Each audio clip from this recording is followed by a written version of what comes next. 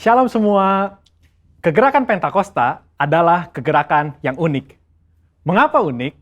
Pernahkah saudara terbayang satu gerakan rohani yang dalam tempo 1 abad telah menyebar sampai ke 27% kekristenan yang ada?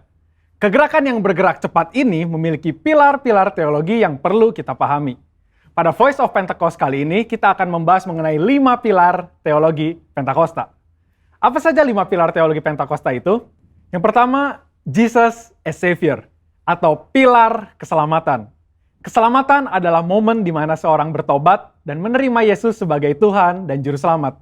Pengakuan iman GBI berkata, semua manusia berdosa dan kehilangan kemuliaan Allah, sehingga harus bertobat dan berpaling kepada Allah untuk menerima pengampunan dosa. Pertobatan mencakup peristiwa di mana seorang mendengar kabar Injil tentang karya Kristus, meresponi Injil dengan iman dan pertobatan, dan mengalami perjumpaan secara pribadi dengan Yesus. Hal ini yang terjadi ketika Petrus berkhotbah dalam Kisah Para Rasul 2 ayat 16-35. Di ayat 37 disebutkan bahwa orang-orang yang mendengar sangat terharu dan memberikan respon yaitu bertobat dan menerima Yesus sebagai Tuhan dan Juru Selamat. Bukankah hampir sebagian besar khotbah-khotbah dari Pentakosta menekankan akan pertobatan dan kepercayaan kepada Yesus sebagai Juru Selamat pribadi? Yang kedua, Jesus as Sanctifier, atau pilar pengudusan. Ketika seorang diselamatkan, dia memasuki proses yang bernama pengudusan.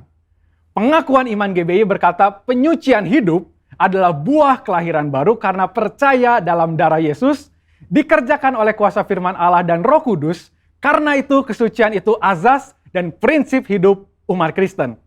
Insan Pentakosta percaya bahwa anugerah keselamatan harus diresponi dengan benar dalam takut akan Allah.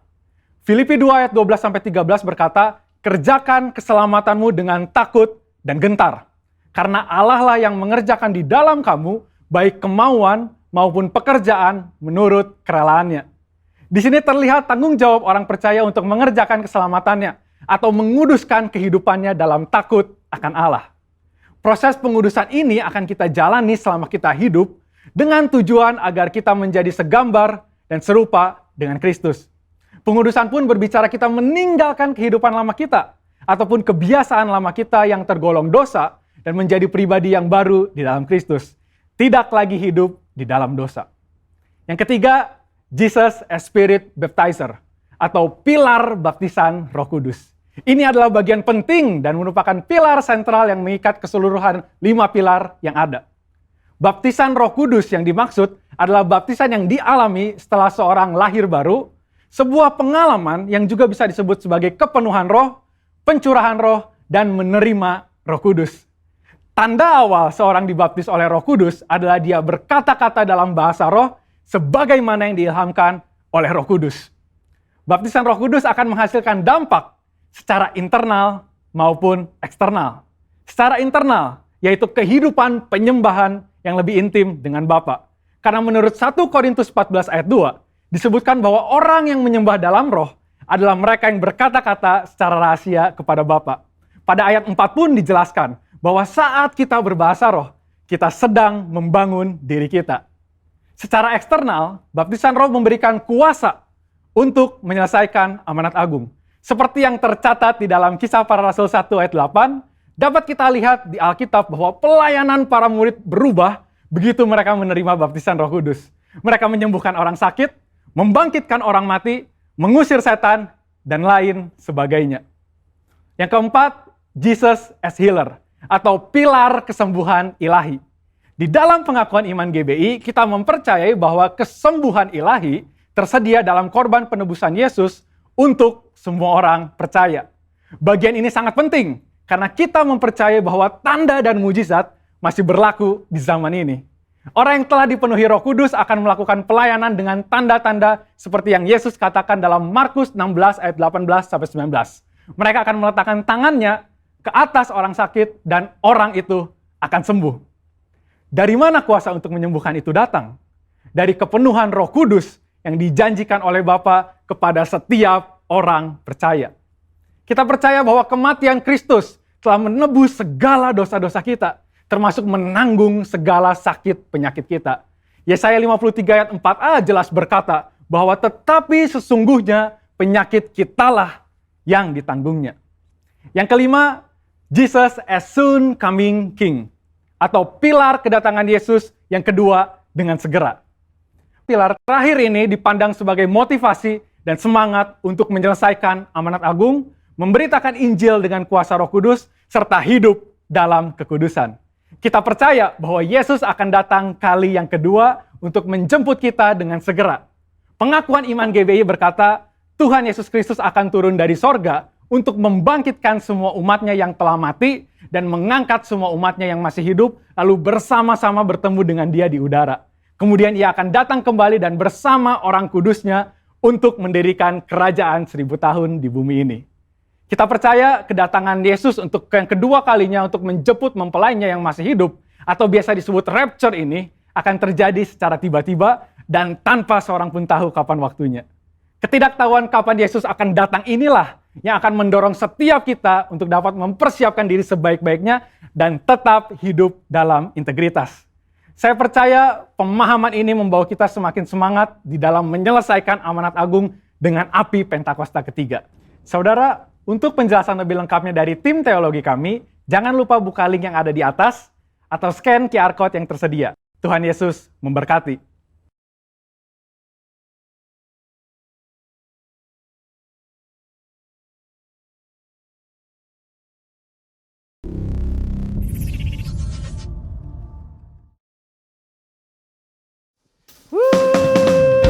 Saya percaya saudara terus memasuki 2022. Allah kita sanggup, Tuhan Yesus kita sanggup, amin. Hey. Apa yang tak pernah dilihat mata, yang tak pernah didengar telinga, tak pernah timbul di dalam hati, semua disediakannya. Amin. Apa yang tak pernah dilihat mata, Tuhan sediakan. Apa yang tak pernah dilihat mata, yang tak pernah didengar telinga,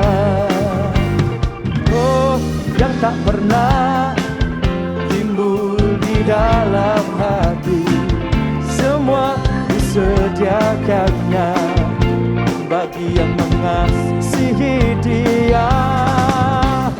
Allah sanggup melakukan segala perkara, dulu, sekarang, dan selamanya.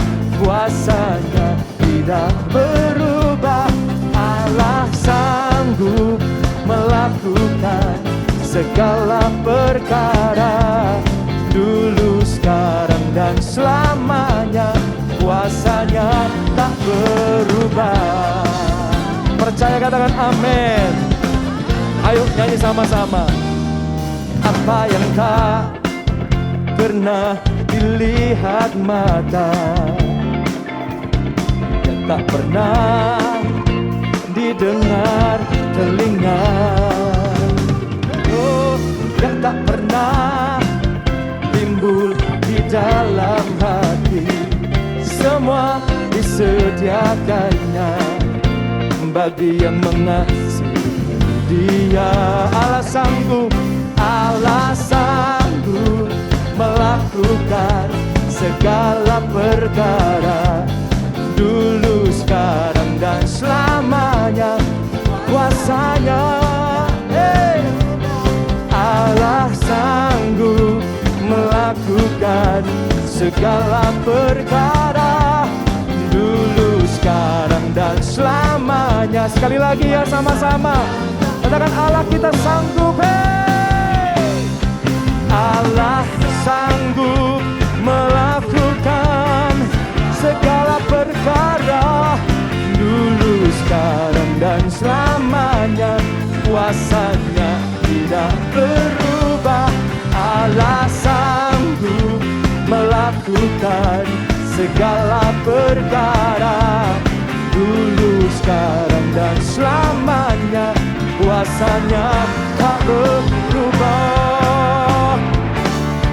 Allah sanggup melakukan segala perkara, dulu, sekarang, dan selamanya. Kuasanya tidak berubah.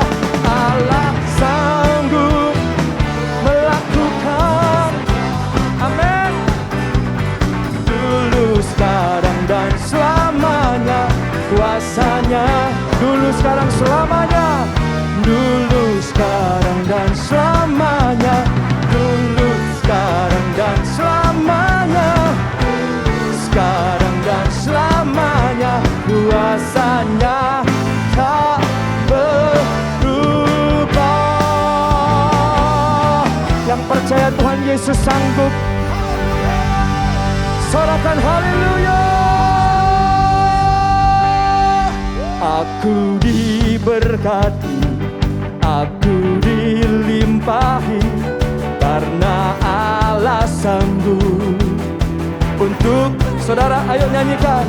Aku diberkati, aku dilimpahi atas sempurna anugerah Tuhan bagiku.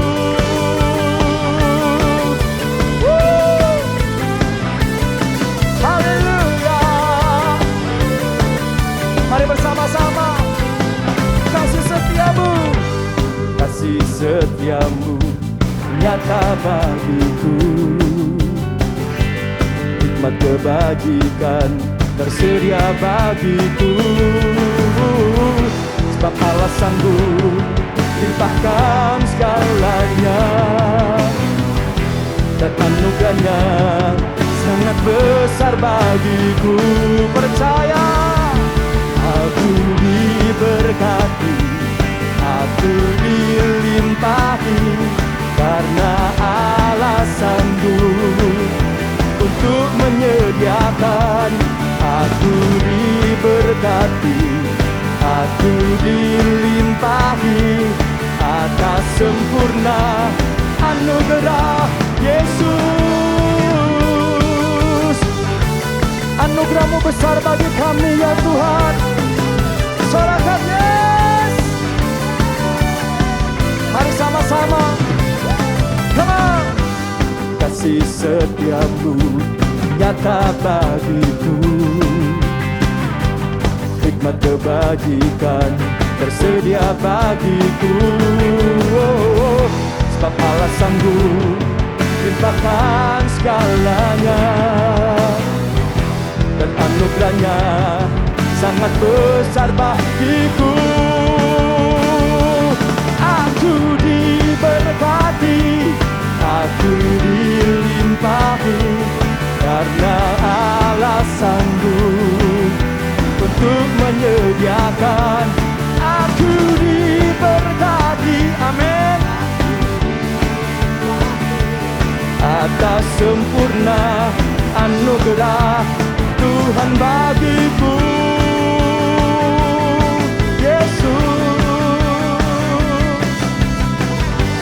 kami adalah orang-orang yang diberkati, orang-orang yang lebih dari pemenang. Kau pilih kami ya Tuhan. Oh, ayo sama-sama. Dia sanggup saudara. Katakan, sebab Allah sanggup limpahkan segalanya,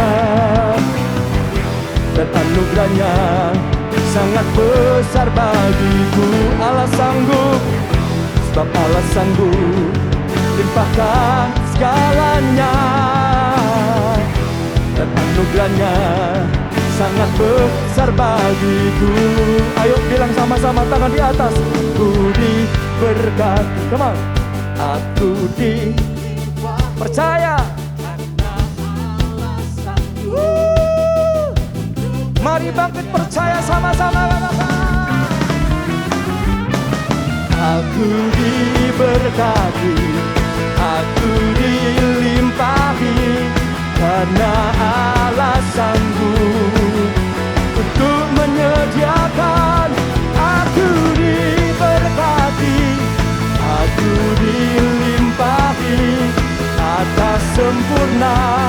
anugerah Tuhan bagiku. Yesus, kami percaya ya Tuhan. Haleluya.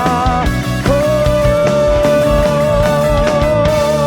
kita berikan sorak-sorai, sebab kami percaya kami adalah orang-orang yang diberkati. Sorakan haleluya. Jesus, Jesus. Kami percaya Tuhan, kami adalah orang-orang yang diberkati, orang-orang yang berkemenangan. Terima kasih ya Tuhan, terima kasih. Engkau terus menuntun hari-hari kami. Engkau terus menjawab doa-doa kami. Kalau sampai hari ini semua karena anugerah Tuhan. Oh Bapak Ibu Saudara, saya mengajak kita bersyukur. Sebab kasih-Nya besar bagi kita.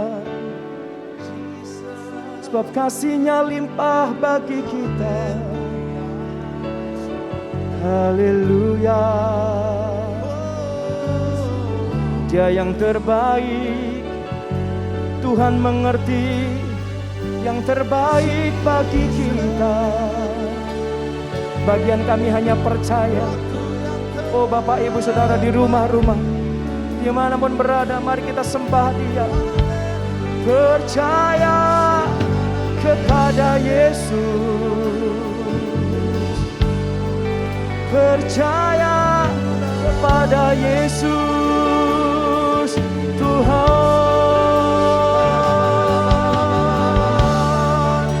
percaya kepada Yesus. Dia tak tinggalkan engkau sendirian. Oh, percaya. Mari bangun iman kita, sebab di dalam Tuhan Yesus ada jawaban. Di dalam Tuhan Yesus ada sukacita. Dia beri damai sejahtera.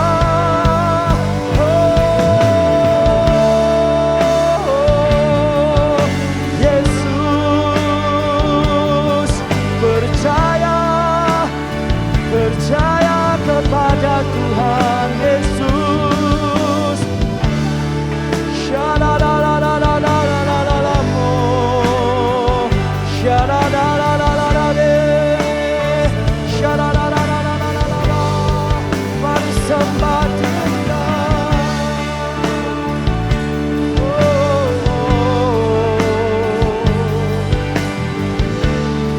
kami percaya, kami percaya ya Tuhan. Shadadadadadadadadada.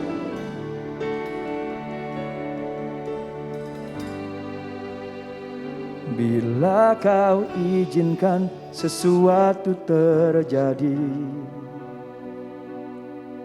ku percaya semua untuk kebaikanku. Bila nanti telah tiba waktumu, ku percaya kuasa-Mu memulihkan hidupku. Waktu Tuhan pasti yang terbaik, walau kadang tak mudah dimengerti. Lewati cobaan, ku tetap percaya waktu Tuhan pasti yang terbaik. Oh haleluya, katakan, bila Kau izinkan sesuatu terjadi, amin. Ku percaya semua untuk kebaikanku. Bila nanti telah tiba waktumu, ku percaya kuasa-Mu memulihkan hidupku. Waktu Tuhan pasti yang terbaik, kadang tak mudah dimengerti. Lewati cobaan, ku tetap percaya waktu Tuhan yang terbaik. Waktu Tuhan pasti yang terbaik. Kami percaya ya Tuhan, kami percaya. Lewati cobaan, ku tetap percaya. Boleh musik mainkan pujian ini. Mari Bapak Ibu setiap kita sembah Dia.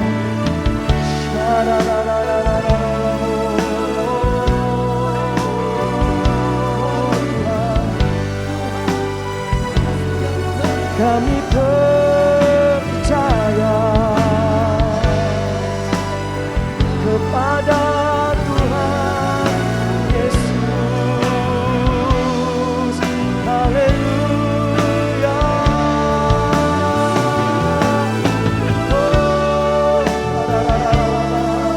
Kami berserah Tuhan, kami berserah kepada kehendak-Mu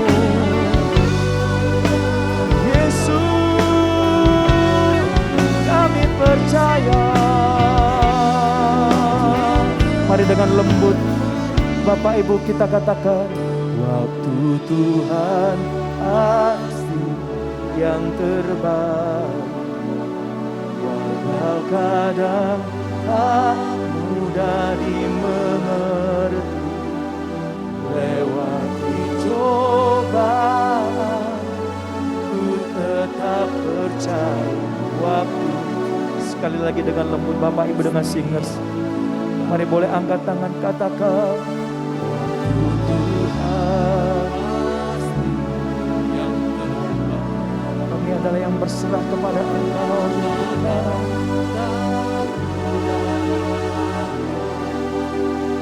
Lewati cobaan, kami tetap percaya yang terbaik. Sama-sama, waktu Tuhan pasti yang terbaik. Walau kadang tak mudah dimengerti. Lewati cobaan, ku tetap percaya.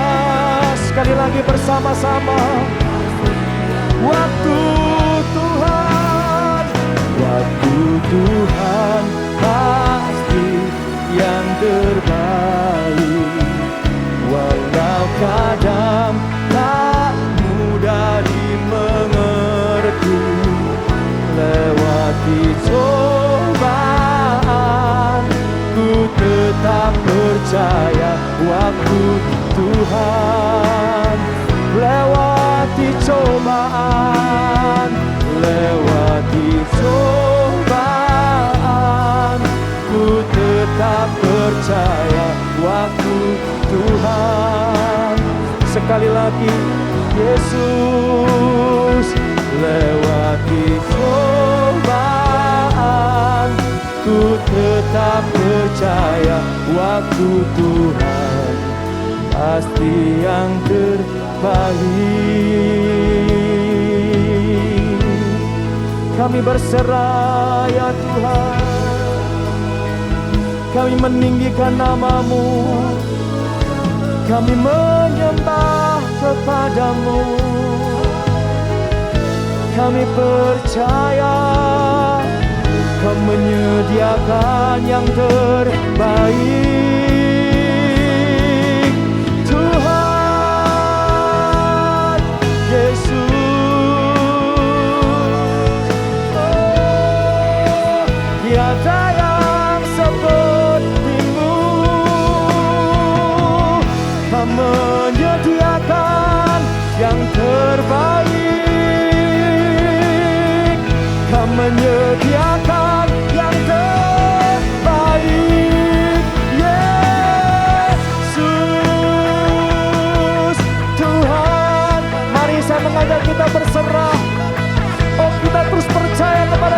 Yesus, saudara sembah Dia.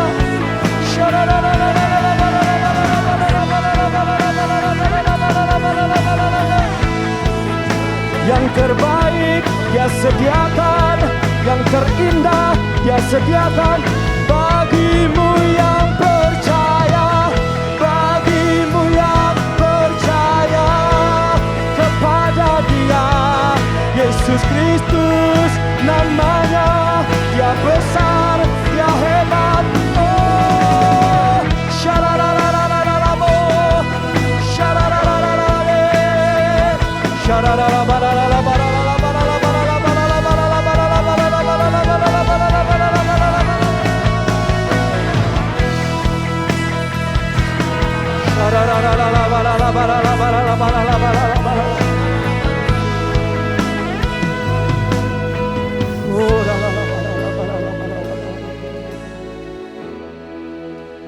Ku percaya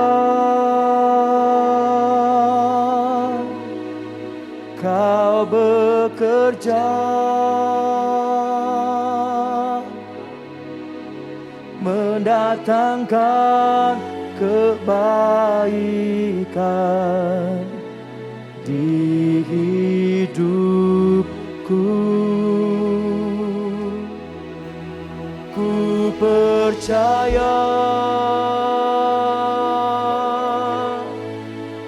Kau bekerja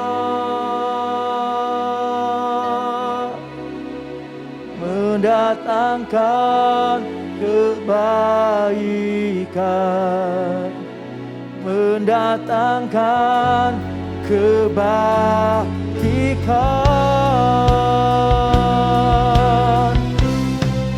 Kuasa-Mu terlebih besar, Tuhanku terlebih besar. Tak pernah terlambat janji-Mu ya Tuhan menolong hidupku. Kuasa-Mu terlebih besar, Tuhanku terlebih besar. Tak pernah terlambat janji-Mu ya Tuhan, pulihkan hidupku.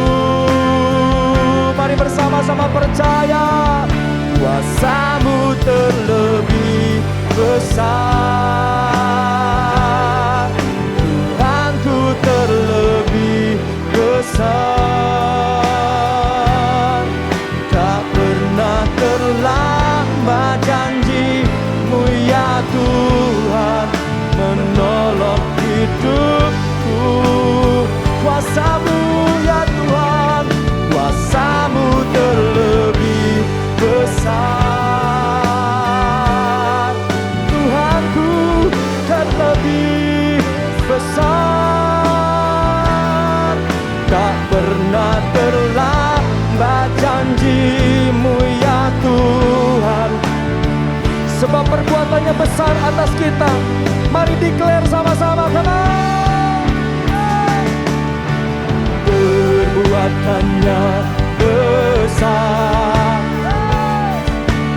perbuatannya besar, perbuatannya besar. Mari sama-sama percaya, saudara declare sama-sama, oh perbuatannya hebat, Dia besar, perbuatannya besar, haleluya, perbuatannya besar, perbuatannya besar. Pujilah namanya, sorak-sorak. Perbuatannya, haleluya, perbuatannya besar, perbuatannya besar,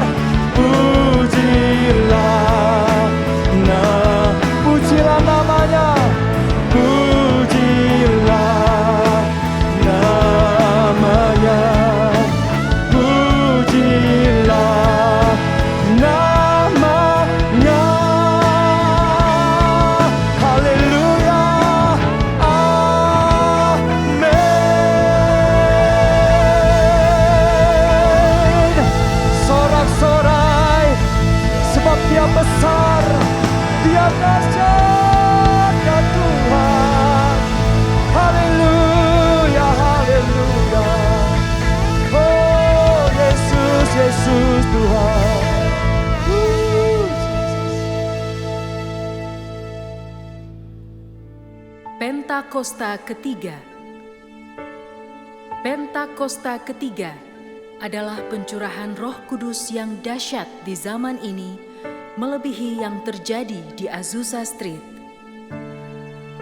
Pentakosta ketiga akan mengakibatkan penuaian jiwa yang terbesar dan yang terakhir sebelum Tuhan Yesus datang kembali.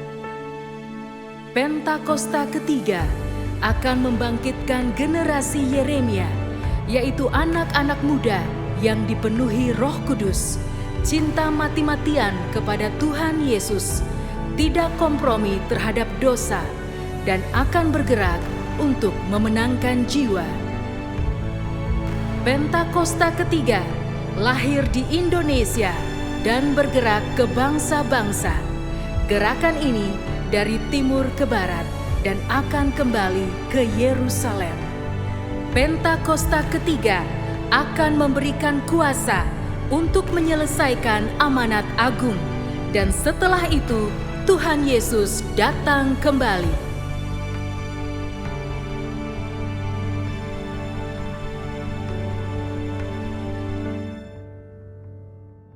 Bapak dan Ibu, mari kita bersatu di dalam doa. Terima kasih ya Tuhan, Kau Allah yang baik. Kau baik Tuhan pada setiap kami. Kau Allah yang tidak pernah meninggalkan setiap kami Tuhan. Kau Allah yang menunjukkan kasih setiamu Tuhan. Terima kasih ya Bapa, terima kasih. Kami mau menyerahkan Tuhan sepanjang hari ini, minggu ini Tuhan ke dalam tangan-Mu Tuhan. Kami juga berdoa ya Bapa untuk setiap jemaat-Mu ya Bapa. Kami mau berkati setiap jemaat-Mu ya Bapa. Biarlah Tuhan Engkau yang menyertai mereka Bapa. Engkau yang menuntun mereka Tuhan di waktu-waktu ke depan ya Bapa. Kalau ada yang sakit, Tuhan yang sembuhkan. Kalau ada yang berbeban berat ya Tuhan, Tuhan yang memberikan kelegaan. Kalau yang membutuhkan tuntunan Tuhan, Tuhan nyatakan Tuhan. Tuhan yang menuntun setiap hamba-hamba-Mu. Mereka yang terikat Tuhan, dibelenggu dosa oleh ikatan-ikatan kuasa gelap, dilepaskan di dalam nama Tuhan Yesus. Kami juga berdoa ya Bapa untuk pemimpin rohani kami, Bapak Niko Nyotora Harjo, beserta wakil gembala yang di Bandung. Engkau yang mengurapi hamba-hamba-Mu dengan urapan yang baru. Engkau yang menuntun, menyegarkan hamba-hamba-Mu. Biarlah Tuhan tubuh jiwa roh hamba-hamba-Mu terpelihara sempurna Tuhan. Engkau juga yang menutup bungkus setiap keluarga hamba-hamba-Mu. Tidak ada satupun yang jahat mampu menyentuh kehidupan hamba-hamba-Mu. Engkau yang memakai setiap hamba-hamba-Mu untuk membawa setiap kami masuk seluruh rencana-Mu ya Bapa di tahun paradigma yang baru ini ya Bapa. Terima kasih ya Tuhan, terima kasih. Kami juga berdoa ya Bapa untuk bangsa dan negara kami. Kami membawa Tuhan pemerintahan kami, Presiden kami ya Tuhan, Bapak Joko Widodo, dan Wakil Presiden ya Bapak Ma'ruf Amin, beserta para menteri ya Tuhan, dan pemerintahan dari pusat sampai daerah Tuhan. Kami mau bawa ke dalam tangan-Mu, biar ada roh takut akan Tuhan turun ke setiap pemerintahan kami.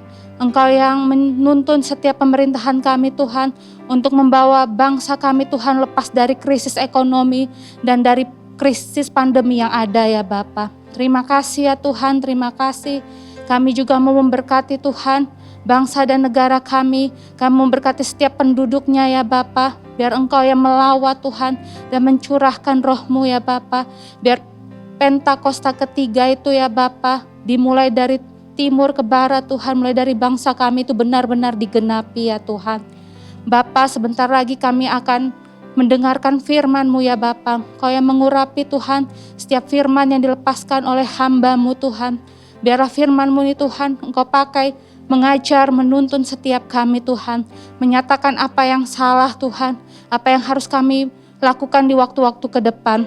Biarlah Tuhan beri kami telinga seorang murid Tuhan, untuk kami mendengarkan firman-Mu ya Bapa. Untuk kami menjadi pelaku-pelaku firman-Mu. Dan biarlah firman-Mu itu Tuhan bertumbuh berbuah lebat dalam hati kami Tuhan. Sehingga Tuhan kehidupan kami diubahkan Tuhan dengan pemberitaan firman-Mu ya Tuhan. Terima kasih ya Tuhan, terima kasih. Sungguh kami bersyukur kepadamu. Di dalam nama Tuhan Yesus kami berdoa. Amin. Shalom saudara, puji nama Tuhan. Saya akan membagikan firman Tuhan untuk hari ini. Saya ingat ada satu kisah saudara, pada zaman dulu itu kita tahu bagaimana Christopher Columbus berlayar dan menemukan benua Amerika. Tapi sebelumnya itu saudara-saudara, sebetulnya pelaut-pelaut di Eropa itu pada waktu itu mereka itu tidak berani untuk mengarungi samudra. Karena mereka berpikir, punya pemikiran dan punya ada pandangan-pandangan tahyul saudara-saudara, kalau mereka berlayar jauh ke samudra, itu kapal-kapal mereka itu akan jatuh ke ujung dunia. Dan mereka juga percaya karena memang ada peta yang sudah dibuat pada zaman Raja Henry yang keempat. Nah, peta tersebut dikatakan jangan berlayar ke samudra di sana. Karena di sana ada naga-naga, ada setan-setan, dan juga ada bahaya-bahaya. Nah, karena pada melihat peta-peta demikian, orang-orang pelaut di sana, mereka itu takut untuk berlayar mengarungi samudra. Tapi ada seorang pelaut, dan dia juga seorang anak Tuhan yang luar biasa. Dia itu percaya kalau Tuhan itu ada di mana saja. Jadi dia itu mengambil peta yang sama dengan ada tulisan ada naga-naga, setan-setan, bahaya-bahaya. Dia coret kalimat-kalimat tersebut dan dia menuliskan dengan kalimat di situ ada Tuhan juga. Dan itu akhirnya John Franklin mulai berlayar ke samudra dan akhirnya mereka tiba di sana dengan selamat saudara. Dan ini mengubahkan paradigma dari para pelaut yang ada di situ. Nah, dan kita juga percaya dalam setiap kehidupan kita, seringkali kita mengalami ketakutan, kita mengalami hal-hal yang sepertinya tidak enak dalam kehidupan kita, dan itu mengubahkan pikiran kita. Dan sebetulnya kita perlu mempunyai pemikiran, cara pandang yang baik, yang benar, yang sesuai dengan pikiran dan isi hati Tuhan dalam kehidupan kita. Nah, di sini ada satu kata yang namanya paradigma. Sebetulnya, apakah yang dimaksud dengan paradigma tersebut? Paradigma itu adalah cara pandang orang terhadap diri sendiri, terhadap lingkungannya, yang akan mempengaruhi dalam berpikir, bersikap, dan bertingkah laku. Pada waktu kita mempunyai pandangan yang benar dalam kehidupan kita, pada waktu kita mempunyai pandangan yang benar akan Tuhan, dan kebaikannya, kasihnya, kuasanya yang selalu ada dalam kehidupan kita, itu akan mengubahkan sikap kita, pikiran kita, dan mengubahkan setiap tindakan dalam kehidupan kita. Kita juga tahu bagaimana kita sudah mengalami 2 tahun pandemik saudara-saudara, dan kita juga mungkin mengalami ketakutan dan kita mengalami trauma di masa lalu, dan kita juga mengalami ketakutan dan mengalami trauma untuk masuk ke dalam hari demi hari di tahun 2022 ini. Tapi biarlah kita mempunyai pandangan paradigma yang benar yang akan menguatkan dalam setiap kehidupan kita. Saya ingin membaca di Yesaya 41 ayat 8 sampai 13. Di sini dikatakan begini. Nah, saudara, ini konteksnya itu adalah bangsa Israel pun mengalami ketakutan dan mengalami trauma. Ayat yang ke-8 dikatakan begini. Tetapi engkau, hai Israel hambaku, hai Yakub yang telah kupilih, keturunan Abraham yang kukasihi. Engkau yang telah kuambil dari ujung-ujung bumi dan yang telah kupanggil dari penjuru-penjurunya. Aku berkata kepadamu, engkau hambaku. Aku telah memilih engkau dan tidak menolak engkau. Ayat yang ke-10 dikatakan begini saudara. Janganlah takut, sebab aku menyertai engkau. Janganlah bimbang, sebab aku ini Allahmu. Aku akan meneguhkan, bahkan akan menolong engkau. Aku akan memegang engkau dengan tangan kananku, dengan yang membawa kemenangan. Itu janji Tuhan yang luar biasa dalam kehidupan kita saudara. Ayat yang ke-11 dikatakan begini. Sesungguhnya semua orang yang bangkit amarahnya terhadap engkau akan mendapat malu dan kena noda. Orang-orang yang membantah engkau akan seperti tidak ada dan akan binasa. Ayat yang ke-12. Engkau akan mencari orang-orang yang berkelahi dengan engkau, tetapi tidak akan menemui mereka. Orang-orang yang berperang melawan engkau akan seperti tidak ada dan hampa. Ayat 13 perhatikan saudara. Sebab aku ini Tuhan Allahmu, memegang tangan kananmu dan berkata kepadamu, janganlah takut, aku yang menolong engkau. Dan biarlah itu menjadi bagian dalam kehidupan kita, saudara. Setiap hari demi hari, setiap momen dengan momen, Tuhan itu selalu ada bersama dengan kita. Dan kita percaya supaya kita tidak takut, kita tidak khawatir karena kita punya Tuhan yang luar biasa dalam kehidupan kita. Nah, untuk hal ini saudara, supaya kita bisa mempunyai kehidupan yang benar-benar luar biasa di dalam Tuhan, khususnya dalam masa-masa sekarang ini, ada 3 hal yang perlu kita perhatikan dalam kehidupan kita, saudara. Yang pertama yang harus kita lakukan adalah kita melihat dengan perspektifnya Tuhan. Kita melihat dengan kacamata iman kita. Kita melihat dengan apa yang Tuhan bisa lakukan dalam kehidupan kita. Nah, saudara-saudara, di London itu ada satu tempat makan. Itu tempatnya itu tinggi sekali, saudara. Namanya itu Sky Garden. Nah, dia itu ada satu gedung dan itu di lantai 35. Itu tingginya itu 150 meter. Ya, dan saudara-saudara kalau misalnya naik ke sana, kita ini bisa melihat pemandangan yang indah sekali. Kita bisa melihat katedral, kita bisa melihat sungai-sungai, kita bisa melihat menara London. Dan banyak orang datang ke sana untuk melihat keindahan kota London. Tapi saudara-saudara, kalau saudara-saudara tidak ada di atas, tapi saudara-saudara ada di daerah, di jalan-jalan, lorong-lorong di sana, sepertinya daerahnya mungkin tidak sebagus pada waktu kita bisa melihat ada di atas. Mungkin pada waktu kita di bawah, mungkin kita melihat kok tempat-tempatnya agak kotor, kok jalan-jalannya agak rumit, kok segala sesuatunya itu sepertinya berantakan. Tapi pada waktu kita ada di atas, kita bisa melihat ternyata itu sesuatu kota yang benar-benar bagus kalau kita melihat dari atas. Sama dengan kehidupan kita. Perspektif kita harus melihat dengan perspektifnya Tuhan. Kita harus melihat dengan lensa iman, dengan apa yang Tuhan sudah sediakan dalam setiap kehidupan kita. Kita juga tahu, mungkin kita mengalami masa-masa yang sukar dalam kehidupan kita. Tapi kita percaya Tuhan sudah menyiapkan sesuatu yang luar biasa yang terbaik buat setiap kehidupan kita. Seringkali kita belum bisa mengerti, tapi kita percaya rancangan Tuhan selalu baik buat setiap kehidupan kita. Saya mau baca firman Tuhan, Mazmur 102 ayat yang ke-20. Di sini dikatakan begini, saudara. Sebab ia telah memandang dari ketinggiannya yang kudus. Tuhan memandang dari surga ke bumi untuk mendengar keluhan orang tahanan, untuk membebaskan orang-orang yang ditentukan mati dibunuh.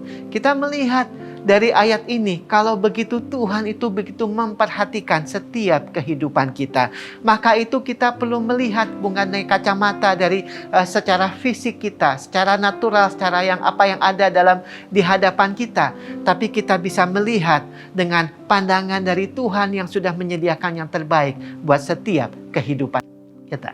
Yang kedua yang harus kita lakukan itu adalah berfokus dan memandang kepada Yesus. Ada seorang bapak yang membawa anaknya naik feri dan memang ombaknya itu lumayan cukup besar. Dan anak kecil ini mulai merasa mual-mual. Dan dia bilang sama papinya, "Papi, kok aku mual-mual ya?" Papinya bilang sama dia satu hal, "Kamu jangan ngelihat ombak-ombak yang ada, kamu ngelihat cakrawala di situ. Tepusatkan mata kamu untuk melihat kepada cakrawala. Jangan melihat yang lain." Dan akhirnya anak kecil itu nurut akan orang tuanya dan dia melihat kepada cakrawala tersebut. Lama-kelamaan ya perspektifnya mulai berubah dan dia sudah mulai tidak mual kembali. Dan memang seringkali dalam kehidupan kita harus berfokus dan memandang kepada Yesus. Dan kita percaya dalam kehidupan kita bisa berfokus kepada macam-macam, tapi sebetulnya kita harus berfokus kepada Tuhan. Nah, kalau kita lihat, saudara, Matius 14 ayat 29 dan 30 dikatakan begini. Ini pada waktu Petrus berjalan di atas air. Kata Yesus, "Datanglah." Maka Petrus turun dari perahu dan berjalan di atas air mendapatkan Yesus. Ayat ke-30, tetapi kiranya dirasakan tiupan angin. Takutlah ia dan ia mulai tenggelam. Lalu berteriak, "Tuhan, tolonglah." Kalau kita lihat dalam bahasa Inggris, ayat yang ke-30, di sini dikatakan begini. But when Peter saw how strong the wind was. Jadi pada waktu Petrus itu berjalan dan dia itu sudah mengalihkan pandangannya kepada Tuhan, mengalihkan kepada ombak dan angin yang memang beriak pada saat itu. Dan akhirnya membuat itu dia menjadi takut dan akhirnya dia menjadi jatuh, saudara. Dan sebetulnya dalam kehidupan kita ini hanya bisa berfokus dan memandang kepada Tuhan. Kita nggak bisa memandang kepada yang lain. Kita nggak bisa melihat kepada pergumulan kita, kekhawatiran kita, ketakutan kita. Kita biarlah selalu hanya memandang dan berfokus kepada Tuhan. Saya ini setiap tahun itu selalu cek mata, saudara, untuk kacamata saya. Dan memang apalagi pada waktu masa kita itu kerja di rumah dan kita lihat laptop terus, lihat komputer terus. Jadi setiap kali itu setiap tahun saya harus periksa, ya. Dan memang kita juga tahu seringkali pandangan kita itu sudah menjadi buram, saudara. Dan pandangan kita itu sudah menjadi sepertinya kabur.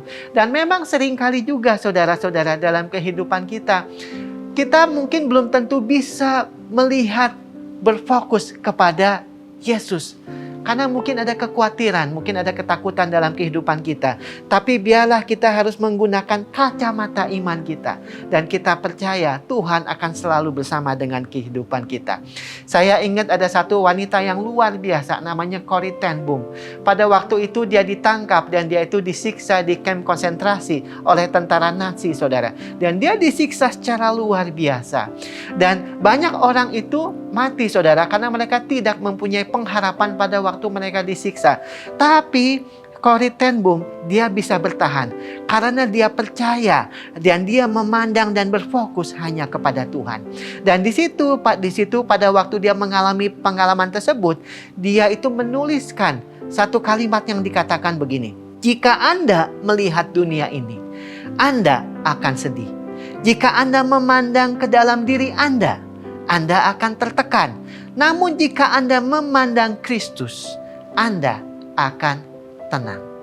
Biarlah setiap kehidupan kita, segala pergumulan yang ada, situasi yang tidak menentu, kita itu biarlah berfokus dan kita memandang kepada Yesus. Dan yang ketiga, saudara-saudara, kita ini perlu banyak bersyukur dan tidak membandingkan dengan orang lain. Nah, saya ingat, saudara-saudara, ada seorang anak kecil, dia lagi makan anggur dan dia bilang begini sama temennya, ini anggurnya manis ya. Tapi ada anak yang lain, dia bilang begini, iya, tapi banyak sekali bijinya. Terus sudah gitu mereka jalan ke taman. Dia melihat bunga mawar, ini bunga mawarnya ini kok bagus, cantik sekali ya. Tapi anak yang satu lagi kembali bilang begini, iya, tapi mawar itu banyak berduri. Dan kemudian dia beli minuman, waktu dia minum, anak yang satu bilang, ini masih setengah minumannya. Tapi anak yang kedua itu yang selalu negatif, selalu bilang, aduh ini udah habis setengah gitu. Jadi kita tahu, saudara-saudara, dalam kehidupan kita, dalam satu hal, pandangan kita ini bisa berbeda. Dalam satu hal, pandangan ini kita bisa bersyukur atau kita bisa mengeluh dalam kehidupan kita. Tapi biarlah kehidupan kita ini perlu banyak dengan bersyukur kepada Tuhan akan kebaikan Tuhan dalam kehidupan kita. Nah, saya ingat ada seorang ibu, dia meminta anaknya yang sulung untuk pergi ke warung. Dan kemudian untuk suruh beli minyak di dalam botol. Pada waktu itu, waktu anak sulungnya itu balik ke rumah, rupanya dia itu jatuh. Dan botolnya itu pun juga jatuh. Dan akhirnya waktu dia pulang, ya dia bilang sama maminya, mami sorry tadi saya jatuh. Dan akhirnya saya itu menumpahkan minyak setengah botol. Ya sama maminya ditegur oleh dia, lain kali kamu hati-hati dong. Ya, besoknya maminya juga harus beli lagi minyak lagi. Dia minta adiknya untuk pergi ke warung. Waktu dia pergi ke warung, waktu dia pulang anak bungsu itu dia pun jatuh lagi, saudara. Ya, dan kemudian ya minyaknya tinggal setengah. Tapi pada waktu dia ketemu dengan maminya, anak ini lebih pintar. Dia bilang begini, mami tadi aku jatuh. Tapi minyaknya tumpah. Cuman saya berhasil menyelamatkan separuh dari minyak tersebut. Situasinya sama, saudara. Tapi perspektifnya itu berbeda. Jadi sebetulnya yang penting itu adalah bukan apa yang terjadi. Tapi yang penting adalah bagaimana kita menyikapi, meresponi apa yang terjadi dalam setiap kehidupan kita. Nah, seringkali kita ini kurang mengucap syukur saudara-saudara. Tapi kalau kita bayangkan, kita pikirkan kebaikan Tuhan, kita masih ada sampai saat ini. Semuanya itu karena kasih karunia Tuhan. Ada satu hal yang harus kita hindari adalah kita itu seringkali membandingkan satu dengan yang lain. Sehingga seringkali sukacita kita itu hilang. Rasa pengucapan syukur dari kita itu seringkali menjadi hilang. Karena kita sering membandingkan kepada orang yang lain. Nah, di sini dikatakan dalam bahasa Inggris, comparison is the thief of joy. Membanding-bandingkan itu adalah pencuri sukacita kita. Dan kalimat kedua dikatakan begini, comparison is the biggest enemy of contentment. Membanding-bandingkan adalah musuh terbesar dari rasa kita itu bersyukur, rasa cukup dengan apa yang Tuhan sudah berikan dalam kehidupan kita. Nah, Rasul Paulus pun menegur saudara-saudara jemaat di Korintus. 1 Korintus 10 ayat yang ke-12 dikatakan begini. Memang kami tidak berani menggolongkan diri kepada atau membandingkan diri dengan orang-orang tertentu yang memujikan diri sendiri. Mereka mengukur dirinya dengan ukuran mereka sendiri dan membandingkan dirinya dengan diri mereka. Alangkah bodohnya mereka. Ya, saudara-saudara, biarlah kehidupan kita banyak bersyukur, saudara. Pada waktu kita bersyukur, perspektif kita itu berubah. Kita melihat bagaimana Tuhan itu begitu baik dalam kehidupan kita. Bagaimana Tuhan sudah memelihara kehidupan kita sampai saat ini, saudara. Nah, saya ingat ada satu kisah seorang nenek, saudara, yang suaminya sudah meninggal cukup lama. Dan nenek ini usia 92 tahun. Dia pikir daripada dia tinggal di rumah, dia berpikir dia ingin masuk aja ke panti jompo. Karena mungkin dia akan lebih ada teman-teman di situ. Dan ada orang-orang yang bisa merawat dia. Jadi dia daftar masuk ke panti jompo. Tetangganya itu cukup baik, saudara, sehingga dia mengantarkan nenek ini masuk ke panti jompo. Dan pada waktu itu dia sudah daftar dan orang di sana bilang, "Nek, tunggu bentar ya." Gitu, hanya sudah dia duduk di situ, kemudian kamarnya ternyata sudah disiapkan. Ada petugas yang datang, saudara, datang kepada nenek itu, "Nek, kamarnya udah siap, yuk kita naik ke atas ya." Nah, pada waktu mereka berjalan dengan petugas itu, terus petugas itu mulai menjelaskan mengenai kondisi kamar tersebut. Dia bilang kamarnya itu bagus kok, bisa melihat keluar. Terus udah gitu petugas itu bilang kordennya itu baru diganti dan kordennya itu juga bagus warnanya gitu. Ini neneknya udah langsung bilang sama petugas tersebut, "Oh ya, saya suka dengan gordennya." Gitu. Nah, petugas ini sambil jalan, "Loh, nenek kan belum lihat kamarnya kayak bagaimana. Nenek kan belum lihat kordennya kayak gimana. Kok nenek udah bilang kalau kordennya itu bagus." Gitu. Nah, nenek itu bilang begini, saudara. "Hal itu tidak ada pengaruhnya bagi saya." Dan dia bilang begini, saudara. "Kebahagiaan adalah sebuah pikiran. Entah saya menyukai kamar saya atau tidak, hal itu tidak tergantung pada bagaimana penataan kamar saya. Itu tergantung pada bagaimana saya menata pikiran saya." Saudara-saudara, biarlah kita mempunyai perspektif yang penuh dengan pengucapan syukur. Dan kita akan mengalami banyak perkara dalam kehidupan kita bersama dengan Tuhan. Dan kita akan merasakan damai sejahtera, kita akan merasakan sukacita karena kebaikan Tuhan dalam kehidupan kita. Jadi ada 3 hal yang perlu kita perhatikan, saudara. Yang pertama, biarlah kita melihat dengan sudut pandang, dengan perspektif, dengan paradigma Tuhan. Yang kedua, kita itu perlu berfokus dan memandang kepada Yesus. Dan yang ketiga, saudara, biarlah kehidupan kita banyak bersyukur dan tidak membandingkan dengan orang lain. Dan kita percaya Tuhan akan melakukan banyak perkara dalam kehidupan kita. Nah, saudara-saudara, tahun lalu itu anak saya yang pertama itu harus masuk ke universitas. Dan dia sudah selesai ya di taraf SMA. Dan pada waktu dia sudah selesai, teman-temannya dia itu sudah ditawarin beasiswa oleh universitas di Singapura. Dan anak saya ini nggak dapat email untuk ditawarin oleh beasiswa oleh universitas tersebut. Jadi dia mulai bertanya-tanya gitu ke saya, ya, "Papi, kenapa ya? Kok teman-teman aku tuh enak banget? kok teman-teman aku tuh enak banget ya. Mereka sudah ditawarin beasiswa ya, padahal pendaftaran belum mulai untuk masuk ke universitas tersebut, sudah ditawarin, ayo kamu mau nggak beasiswa, kamu mau nggak beasiswa, kamu mau nggak beasiswa. Anak saya itu tidak ditawarin apa-apa saudara. Jadi saya ini bilang sama dia, anak saya namanya Rachel, Rachel nggak apa-apa, it's okay. Kamu coba carilah beasiswa di mana-mana gitu. Dan ada badan pemerintah, macam-macam. Kamu coba apply untuk beasiswa. Jadi dia coba, saudara, dia kontak beberapa departemen pemerintahan, dia untuk mencoba untuk dapat beasiswa. Tapi setiap kali dia memasukkan proposal, itu nggak gampang langsung asal email. Dia harus bikin project, dia harus bikin paper, dia harus bikin macam-macam, dia harus presentasi gitu kan. Jadi di mana teman-temannya itu semuanya udah tenang-tenang, udah enak-enak gitu ya. Tapi dia dalam masa liburan itu, dia harus tetap ya belajar, harus melakukan tugas-tugas, macam-macam. Dan dia juga suka ngomong sama saya gitu. Aduh teman-temanku enak ya. Aduh teman-temanku enak ya. Aduh teman-temanku enak ya. Saya bilang sama dia, nggak apa-apa Rachel, it's okay. Kamu ini harus banyak bersyukur. Sebetulnya saya bilang, papi bilang, kamu ini harus nyoba aja. Nanti terserah Tuhan. Tuhan yang akan atur. Tuhan yang akan berkarya. Dan saya bilang sama dia, meskipun nggak dapet beasiswanya, saya pun nggak apa-apa, saya bilang.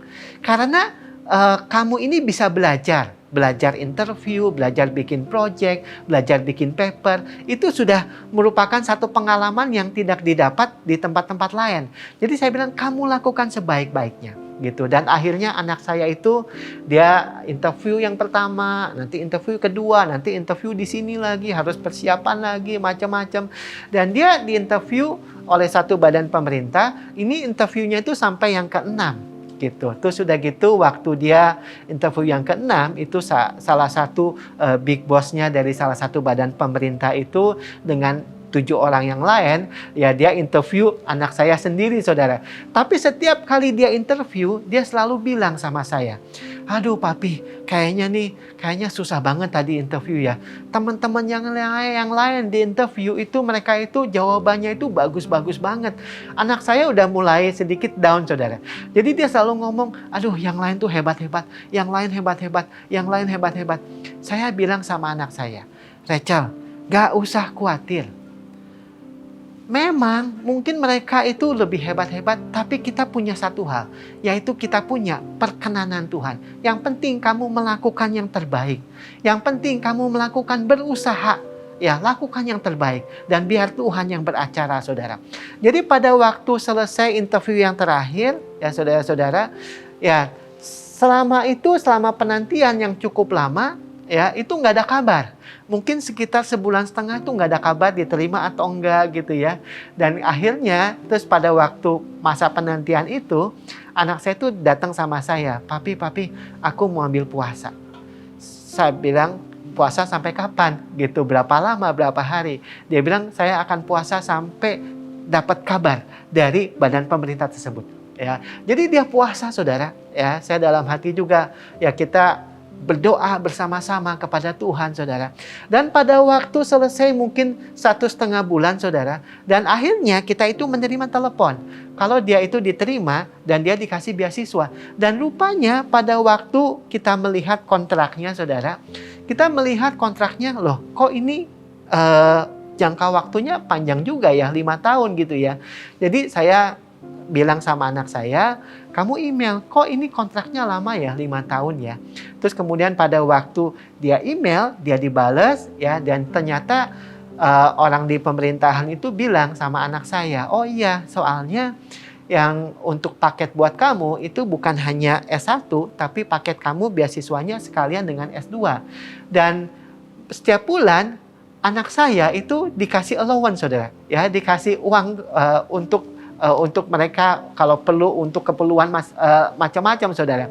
Dan apa yang dikasih oleh kepada anak saya malah jauh lebih besar dari teman-teman dia itu yang pada waktu itu dari awal sudah ditawarkan untuk beasiswa gitu. Dan pada waktu kita mendapat kabar tersebut, saya pikir ternyata Tuhan itu benar-benar luar biasa.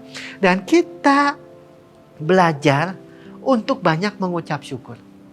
Kita ini belajar untuk berfokus dan memandang kepada Yesus.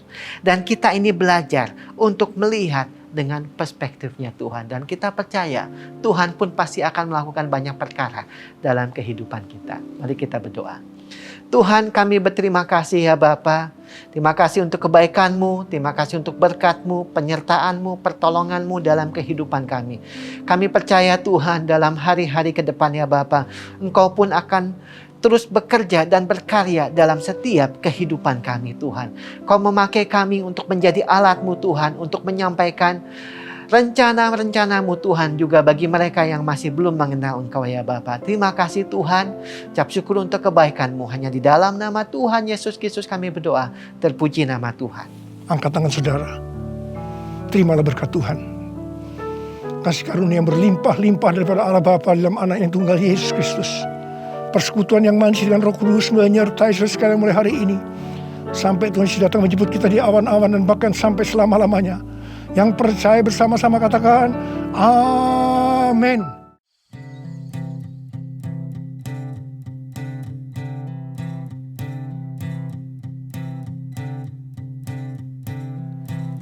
Ku bawa hidupku padamu, ku bersujud karena kasih-Mu. Ku ada di tempat ini karena anugerah-Mu. Anugerah-Mu, hanya anugerah-Mu. Pernah ku meragukan cinta-Mu saat ku ada di titik terendahku, namun kasih-Mu selalu menemukanku.